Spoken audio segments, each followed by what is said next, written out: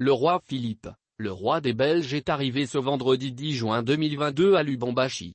Le Katanga qui s'est toujours positionné comme la deuxième puissance politique de la RDC, juste derrière Kinshasa, la capitale, trouve bénéfique à cette visite. Car celle-ci met cette province en exergue. Le citoyen lambda lui pense que le souverain belge vient enclencher un processus d'autonomie, voire d'indépendance du Katanga. La province cuprifère oscille entre euphorie, dépit et utopie. Dans les chaumières, on se met à rêver. En 1960, la Belgique avait donné 60 ans de vie commune entre le Congo et le Katanga. En 2020, le Katanga devrait déjà être indépendant. Le roi des Belges vient à Lubumbashi régler ce problème une fois pour toutes, s'est exclamé un paysan que ses amis suivent avec attention. Dans les salons, les réactions sont mi-figue mi-raisin. Du côté des indépendantistes non armés, organisés au sein de ce qu'on appelle les notables katangais, on fait la moue.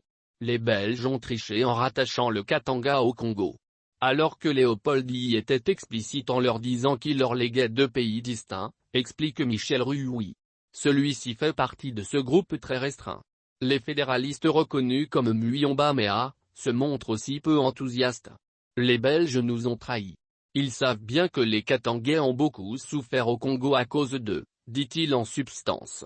La visite du roi des Belges prouve la valeur du Katanga. Un politicien katangais membre de l'Alliance des forces démocratiques du Congo, AFDC, lui, trouve que cette visite du roi prouve que le Katanga a un poids indéniable en RDC. Pour lui, cette venue qui intervient quelques jours après la clôture du forum de réconciliation entre Katangais est un signe qui montre que cette province est prise au sérieux, y compris à l'extérieur du pays. La fondation katangaise qui réunit toutes les tribus de la province s'abstient de tout commentaire, affirmant ne pas connaître les tenants et les aboutissants de cette visite. Maître Kalois de la société civile estime que le fait que le roi visite le Katanga juste après Kinshasa, la capitale, a un rapport avec la valeur intrinsèque de cette province.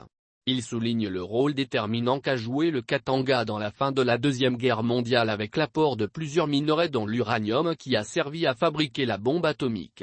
Pour Maître Kalois, cette visite du roi en RDC marque certainement le retour de la coopération bilatérale entre les deux pays et le Katanga devrait en bénéficier. Il se réjouit de l'entretien que le roi aura avec des étudiants à Lubumbashi. Car le volet scientifique est très important dans cette province minière, souligne-t-il. Les infrastructures datent de l'époque coloniale. Ce qui est certain, c'est que cette visite royale est bien perçue par la population katangaise. Même si la Belgique n'est plus au centre des préoccupations des Katangais qui suivent beaucoup plus l'actualité française et américaine, ce royaume existe encore dans la mémoire collective.